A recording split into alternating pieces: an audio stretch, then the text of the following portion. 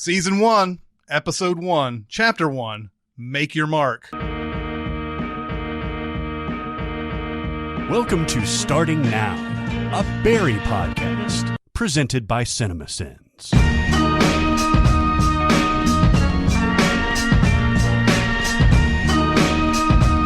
This is Chris Atkins, and we're doing Starting Now, the Barry podcast. And this is Barrett Scher, over to my left, and Mike Hester. Hey, Yay! guys. Thanks for having me. You may know Mike from the What's the Damage videos, That's right. because he made an appearance several times. Yeah. Hey, guys, how you doing?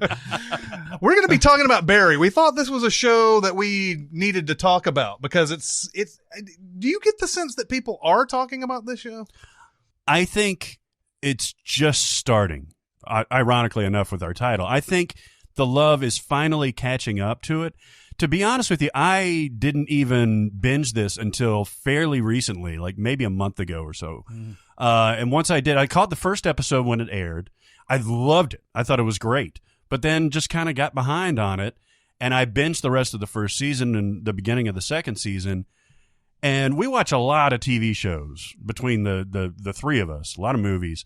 This is the only one that I immediately emailed Chris and was like, or texted you and said, we need to do a podcast on this. Because it's a 30-minute supposedly comedy, but there is so much stuff crammed into this show that I think it's rich enough to take a episode by episode breakdown and explore the themes, explore this duality of the characters.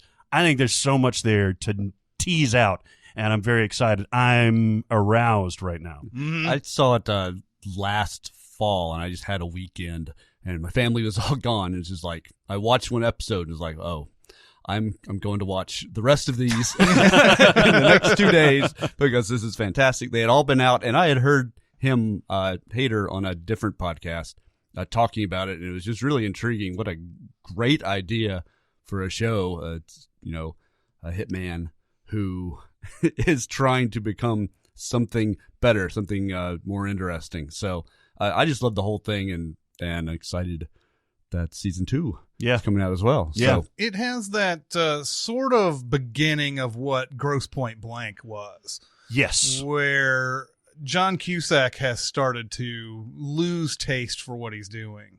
And he really begins to lose taste once he gets back to Grosse Point and meets his old girlfriend again. And he really starts realizing what my life has sort of been a waste at this point.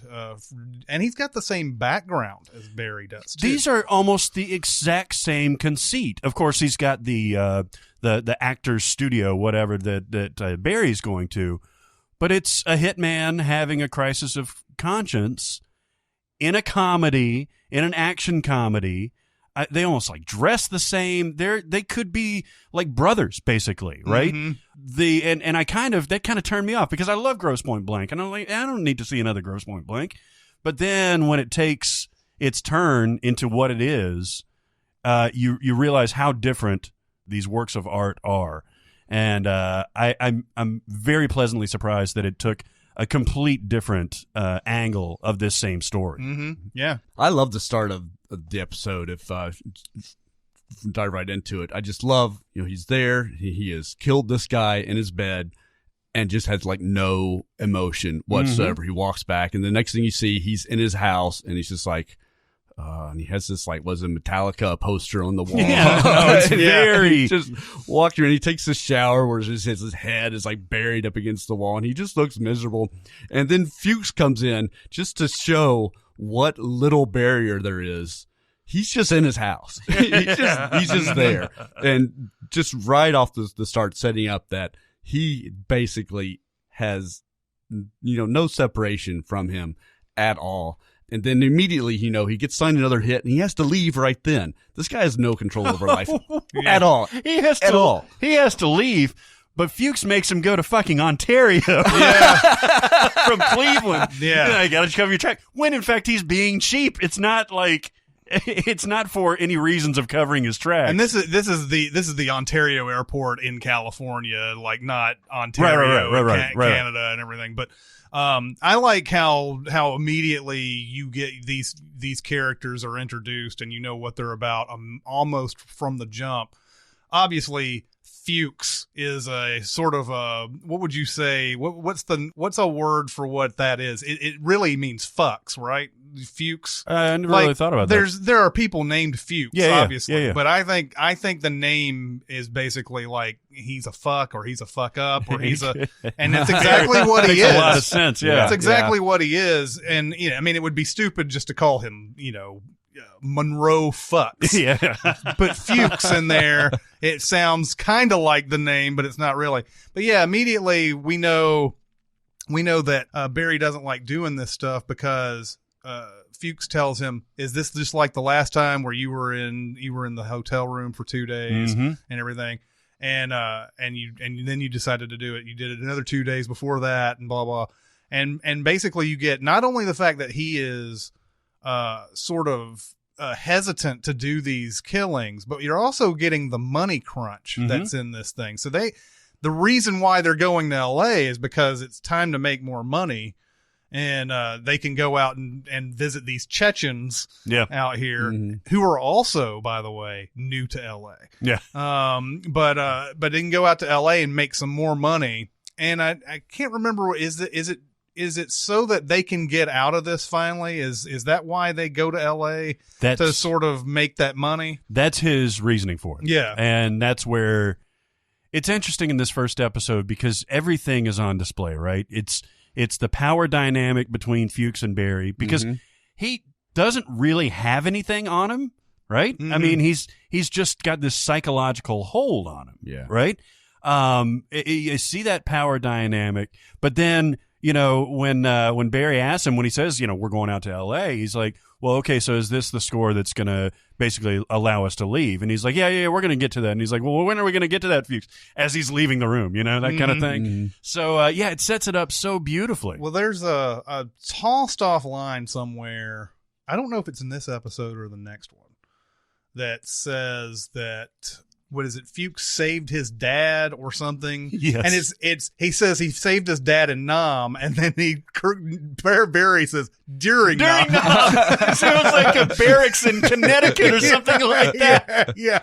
So I mean that's the reason. That's what's so fucking great. And we're gonna curse on this one. That's fine. That's what's so fucking great about this show is it'll cram in stuff like that. That's hilarious during, talking about a very dangerous thing, like almost a dramatic scene. It's just inserted in there like a nice pop. And when you watch it multiple times, like we have now, you get all that stuff and it just makes it richer and richer. But what actually surprised me when I first started watching this, I didn't realize that Stephen Root was in this because it was billed very much as a Bill Hader production, because he was directing the first 3 or 4 episodes.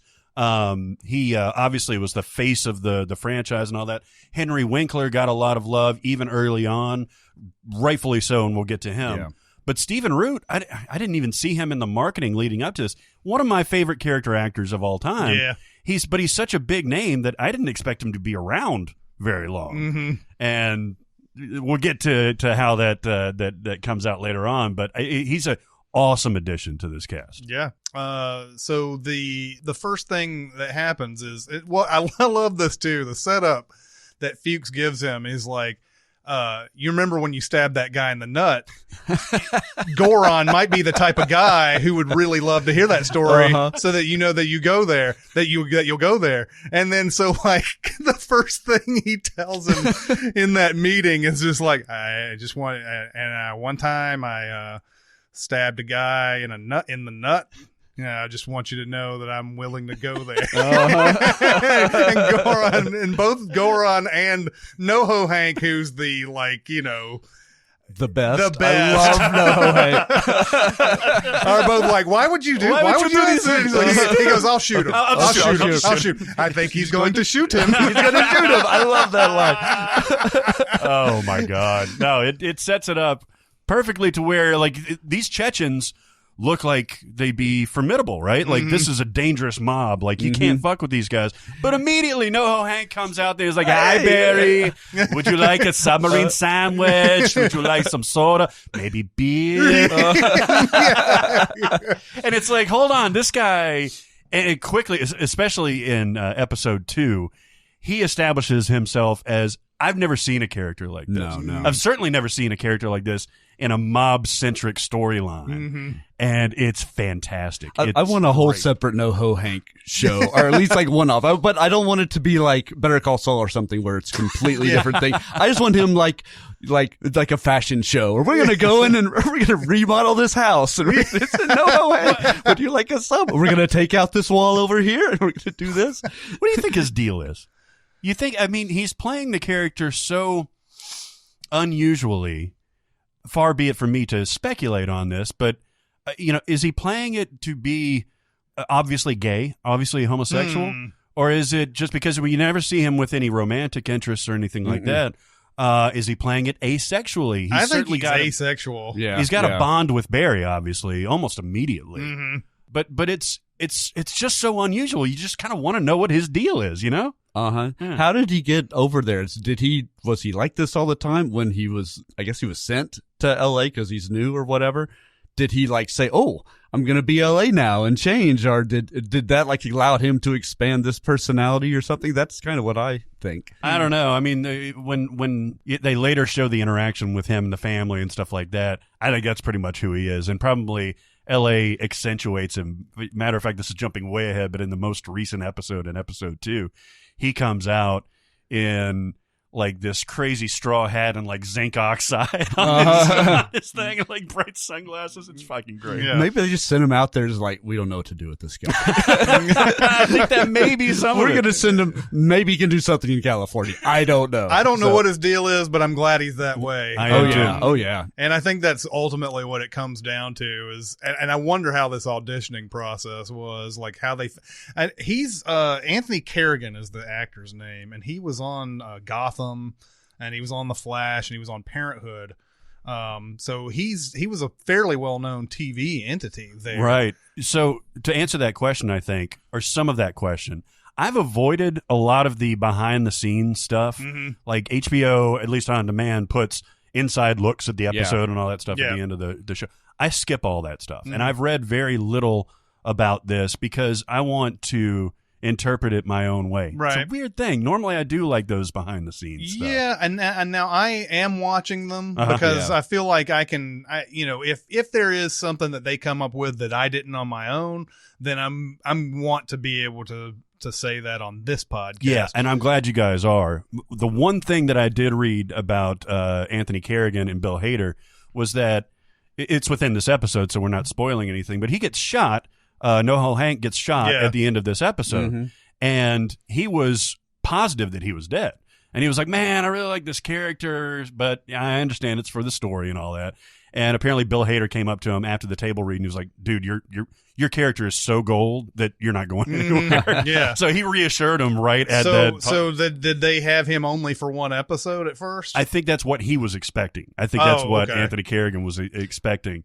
But yeah, Bill Hader, because it was the pilot, and I guess they didn't know if they were going to get picked up. But he was like, "If we go to series, man, you're in." And thankfully, one thing I've gotten from watching those behind the episodes things is that they were writing it as they were going along. Yeah. Even skipping forward to like the last episode of the season, they hadn't come up with everything. Yeah. So I think it's brilliant. We'll get to that much later. It's brilliant the way that they set it aside. But I thought, wow, they are really doing this like as they go, and they didn't have the full vision when they first started, which is why another reason why I think it's so incredible how the entire first season went. So yeah, it's almost like he's using like a South Park model, which of course Bill Hader has at least been in the writer's room with South Park, and where they kind of keep it very almost immediate, right? Like you really have to get this out within 6 days or whatever. I don't think he does that schedule, but I don't think anyone does that. Yeah, in one of these behind the scenes, I believe it's this episode, the first episode, they said that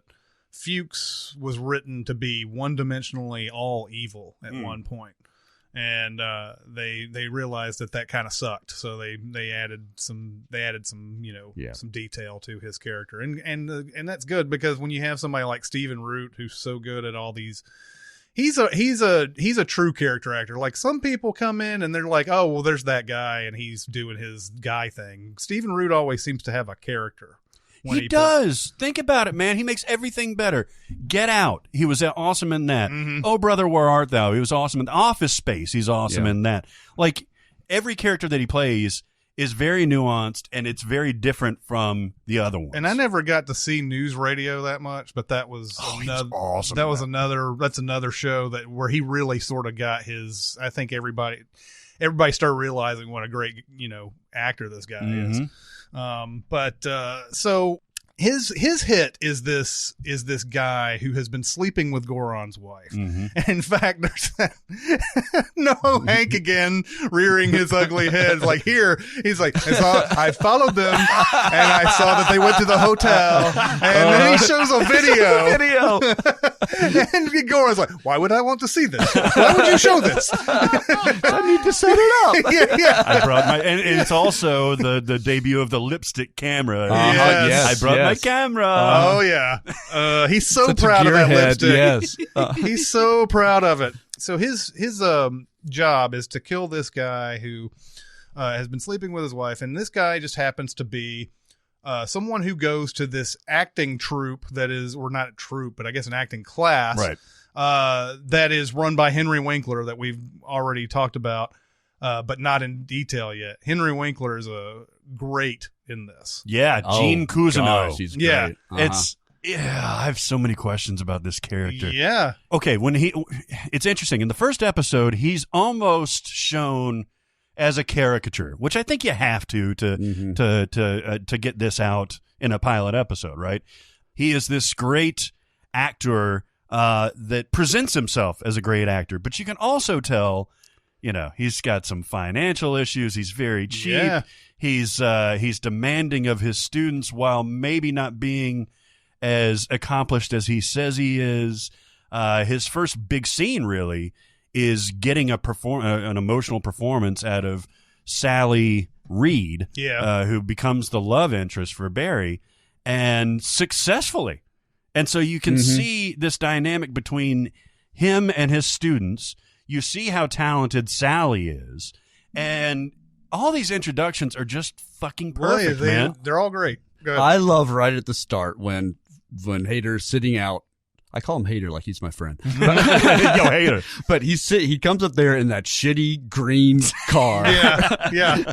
And they have the 2 cones set out where Henry Winkler is going to park. As if there's like 100 parking spots in this lot. But he has those 2 cones. They go get those 2 cones. They're all excited to see him because they think he's this wonderful teacher. I love that that's set up. And then I love that they go in. And I love the introduction of Sally then, where she is someone who's having trouble getting there. And that's something that we see more as the season goes. That becomes a dynamic. And we see that right away, that she needs that external thing to go, and then he brings it out of her. So it's really cool. And then, of course, Bill Hader is back in the back watching all of that. Yeah, the intros just basically just keep coming. The cone thing that you just talked about basically tells us all we need to know about Gene Cousineau.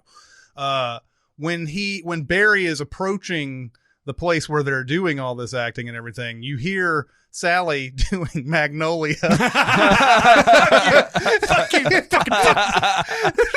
It's so funny that this particular scene is being like rehearsed, and she's like trying to get into it. She's on the stairs and everything, and he comes up and it completely screws up her vibe. And her character, again, you see everything you need to know about her character right there. I mean, we'll dive deeper into her character, but this is her surface all the time. This like, oh, you screwed me up, and it's other people's fault.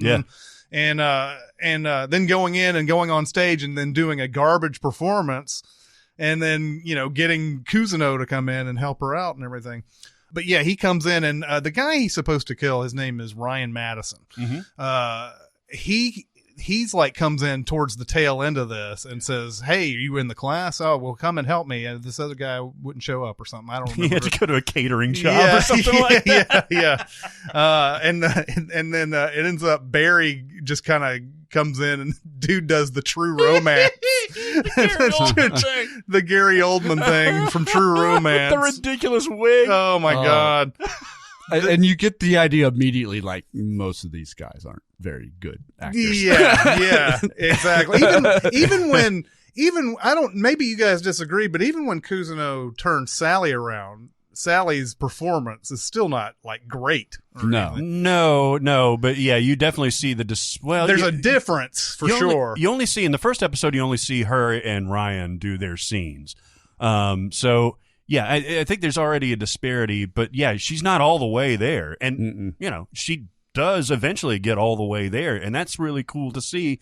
And that's what I'm saying is that he's a successful teacher. Yeah, like he's able to. He's got silly methods and everything, and I think he's obviously got an overinflated ego, but he's able to coax out something from Sally and eventually other characters. I think Cousineau is one of these actors who has, in the past, he's been on a lot of sets. He's been in productions, but he's never been the main thing. Mm-hmm. And so based off of who he's met and what he's been on and everything, he's built this persona that's way bigger than it is. There's I don't know if I think it's it might be the second episode where Barry is reading the hit your mark and read your lines book or whatever that Cousineau's come out with. And there's a picture in there and it says Delta Burke is a piece of work. And it's like him. I don't even know if I see him in the picture of the designing women thing. I kept looking like, is he in that picture? I don't think he's him younger. It's like, no, I don't think he's even in the picture. That's the other part, the other subtle part of that is like he wasn't even an extra. Like he wasn't even there, like in this scene. But Delta Burke's such a piece of work. Well, when they go back to that book, and they do it in later episodes, and he's. He keeps having these things like, I've not been invited. I forget who it was. Like Patrick Swayze, he said, or something. I'm not invited to his funeral, or I forget. What do you remember what it was exactly? No. There's all kinds of stories about like Ralph Macchio and. I will say that just full disclosure, I saw the first season of Barry as it happened, one week at a time, and I rewatched the two episodes for this podcast. And for the next one that we're about to do, but I don't remember all of that stuff that happened after that, and I've watched season 2 obviously too. So he's just such a name dropper in these books, but there are always these subtle hints of like those celebrities really didn't want him to be around. Oh yeah, totally. Oh yeah. Of course, Barry. After he does this performance in True Romance, which is the Christian Slater line where like, like a piece of mind is all you're going to get or something like that. And that's, I mean, he reads it off straight up like any non-actor would, but then everybody claps after the scene and he sort of gets that like idea that clapping's for him. Yep. And he suddenly gets the acting bug. Yep. From that. And he not only that, but they go out and have drinks later at this place called Residuals. Yeah, which is you get the 5-cent check on the wall. yeah, and they're all like bonding and everything. And this is something that he's never done with a Mark before. Or it seems like, well, I guess with his Marine buddies, but like I get the sense that he's never done. This just be in a bar at all, yeah. Outside of the military. And that's why Bill Hader is such an elastic performer. He can do anything, but he's so stoic and awkward because his character is in this show, especially at the beginning, that it's almost shocking to see. Like he just doesn't know how to process this. Like, friendship. Like people, asking him about his life and things like that. It's just hard to process. And then eventually Ryan she says he's got 7 DUIs, so he has to drive. Yeah. But he has, like, he is so easily influenced with this. He has to keep going with it. And it doesn't matter really what the consequences are. It doesn't matter that he's involved with the Chechen mob at this point. Like, he is so empty inside that just this one day, a few hours, is something that he has to just keep going with. Yeah. And there is a little bit of a cliched, she's not a manic pixie dream girl, but he almost immediately falls in love with Sally. Yeah. Well, and there's She's that over there nice dancing. slow motion glistening, Yeah. I mean, I fell in love with her too, but Sarah Goldberg is fantastic. I had never really seen her in anything. No, me either. Before this. But yeah, and then she gives him a kiss on the cheek, and he's smitten with the lifestyle, with the class, and with her, to where he ends up hugging his fucking Mark. Yeah. And that sets the rest of the thing. And the Chechens are watching. Mm-hmm. Yes, they are. And setting up the big conflict for this. So I'm trying to remember now, because I watched the two back to back. That's how that ends, right? Is it It's the next night. It's the next night. So all the stuff with them getting kidnapped, does that happen? Well, that's the second episode. That's what I'm about to say. I think the next thing after that, so he sees him, he hugs, and then Fuchs calls him and says Fuchs on his phone, and is like, "Hey, I'm outside," and he's outside his window. Yeah. And he's like knocking, so he actually looks in, and he comes in and says, "This is bad. This is bad. They saw you hugging your Mark, and we have to do this, or they're gonna take you off the job." And that would be very bad in many ways. So then he goes and actually wants to talk to Gene about it, and tells him his whole story. Oh, that's the scene outside of his truck happened. Yeah. But before this happened, I think we're getting into the minutia, but I think it's a very important moment where he tells Fuchs what's going on. He's like, I got out on stage, and I felt stuff, and actually this could be my calling. This could be what I'm made to do. And it's such an interesting scene, especially relative to how those two characters develop, because first of all, there's a little bit of comedy in there where Fuchs turns the chair around and tries to saddle up, but it's got arms on it. Just little things like that. Yeah. But then he threatens him. He says, this is acting as a face forward profession. Yes. When you chose this, you close the door on anything else. Yeah. And reminding him, and then, God damn it, I love this scene because Barry shuts down. He becomes right back into that depressed, emotionless, just staring straight forward. Okay, yeah, you're right. And it just zaps all of that enthusiasm out of him. And that's where he says, all right, well, I've got to go and take care of this. But on the way, that's where he stops by Kuzna's, because he was supposed to do a monologue to get into the class, right? Yeah. Right. And Henry Winkler's just absolutely brutal to him. He's like, this is not for you. And he's right, obviously. Yeah. There's no part of what he's seen that could even say, I can work with this, until he tells him his life story. And that's such an important moment for later in the season. I love this fucking show. Yeah, so he goes right into the truth, which is another Grosse Pointe Blankism. Yep. Because nobody's gonna believe it. Yeah, all during that whole Grosse Pointe Blank, he keeps saying, "I'm a professional killer," and people just think he's joking.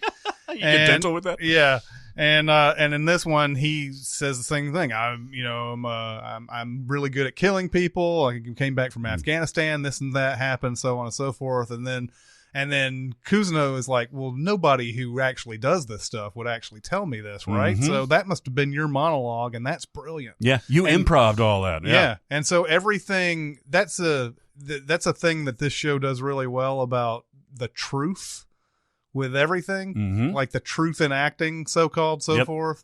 Does that, it's been doing it really well in the second season. But how people use that truth, and then how people respond to that truth. Yeah, because it's almost unbelievable that Winkler or Cousineau wouldn't believe him, right? Because he's heretofore emotionless, but when he's talking about this, it's a great scene, beautiful acting. When he's talking about this, it has to be true. There's no way this guy can make this stuff up. But Cousineau is so up his own ass that he would not, and he's so in his world of acting and everything, that this could not be real. It is impossible for this to be real. And I think that's what informs what he's saying. It's so obvious that it can't be obvious, right? Mm-hmm. It's a brilliant scene. Yeah, he has to just see that all the time, where people probably just students come up to him and just start acting. That's just a normal thing for him. Yeah. And then he assumes it's from a movie. Yeah, what's that from? I love what's that from? Yeah. And at this point, this is where he says, all right, well, I'm in the class, but I still have to do my job. Yep. And so he goes and tries to kill Ryan, but finds out that Ryan has already been killed by the Chechen assassin. And you see all these marks on the windshield where he misses. And then he's walking to it, and he's trying to load his gun, and he can't load it. And he's like, don't do this. Don't do this, or whatever. It's something like that. Don't point that gun at me. Don't point that gun at me. Yeah. And then he just goes and just blasts off on all three of them in the car, and that's the scene that sold this show to me. Mm-hmm. That's the scene. Like I enjoyed it. I had fun with it up until that scene. But that scene is where he becomes a badass. Like he shows off how much of a badass he actually is, right? He's like, don't do that, and fucking takes out 3 of what we think are very highly trained professional Chechen mobsters. And he's just like, fuck, he just throws the fucking gun over and goes over to the restaurant. Yeah, well, and that too is another thing that I loved about after he shot all those people. He doesn't start running. Yeah. He just kind of like, okay, now I got to look like I'm just a normal dude on the sidewalk, and just gets into that mode. Like, throws the gun. He runs on past his station wagon. He goes right to the diner, and then these cop cars come by, and then the waitress comes by. Oh, why? What was that? And he's like, do you have any specials? Doesn't even acknowledge the cop car. That's something that happens in LA every day. By the way, Melissa Villaseñor is the waitress from SNL. Right. That's right. She's awesome. Yeah. But that's how that ends. Yeah. And he says, I'm an actor. So he is totally bought in. Yeah. And you're absolutely right. He says he doesn't even consider the consequences. He just knows that he wants to do this. Exactly. And that sets up the entirety of the character development. There's so many times when I'm watching this and I totally forget that it's Bill Hader and Henry Winkler, which is amazing that's such great actors. I have several times where I have to step back and I'm like, this is Stefan and the Fonz. Yeah. Oh yeah. But they're not. They're so fantastic working together. Bill Hader has shown over the years, though, if you haven't, I mean, he's been in a lot of stuff that isn't just comedies, like Skeleton Twins. And, documentary now is where I thought I was about to bring that up. He just does something different with every one of those. Yeah. And he's just shown, I mean, he's funny in documentary now, but he's different kind of funny than you've ever seen him. And it just shows that he's got range, even though he's kind of an awkward kind of actor, it seems like at times. But he's got range. He's got a lot of knowledge about movies, too. You can tell that in everything that he does. And Henry Winkler is another one of those guys. I mean, he had that moment in Scream where it was like, oh, he's not the Fonz anymore. He's playing the principal, and he was good in that. And then he has an Arrested Development. He was on that a little bit. And I was like, man, he's actually like, really shedding that Fonz. Like, I didn't watch much Happy Days back in the day. Now, I did know him from that. But he was iconic. But I don't really think of Fonz anymore with Henry Winkler anytime that I see him. Well, you don't. I was just bringing that out to say how far how much more he has done since then, and how incredible of an actor he is, and why he's just perfect for this role. Mm-hmm. He's all in on this one, man. And he won the Emmy, right, last year for this performance. I believe Bill Hader actually won an Emmy for his performance. He has never won an Emmy, I don't think. Let me see. Oh, he did win. It just, IMDb is stupid. They put Golden Globes first. Emmy's way more prestigious. And it was interesting. This was, when he won that award, I was like, and he was on the Malton podcast too. And I was like, wow, I really should go back and revisit Barry if this is such a good performance. And really glad I did. Mm-hmm. Yeah. So the first episode is a great introduction into this, and the season progressively gets better and better as it goes along, and the second season so far has been that way. So outstanding, that first episode. Yes. Make your mark, which has a double meaning. That's right. That's right. Okay, so anything else that we need to talk about this episode? No, I can't wait to get into episode 2. All right. All right. Well, so that was episode 1. That was episode 1 for us as well. That's I guess right. we're just going to have an episode that just corresponds with their numbers. That's Oh right, my baby. goodness. That's so weird. No. That'll do it for episode 1 of Starting Now, the Barry Podcast. This is Chris Atkinson, Barrett Scher, and Mike Hester. We'll see you next time.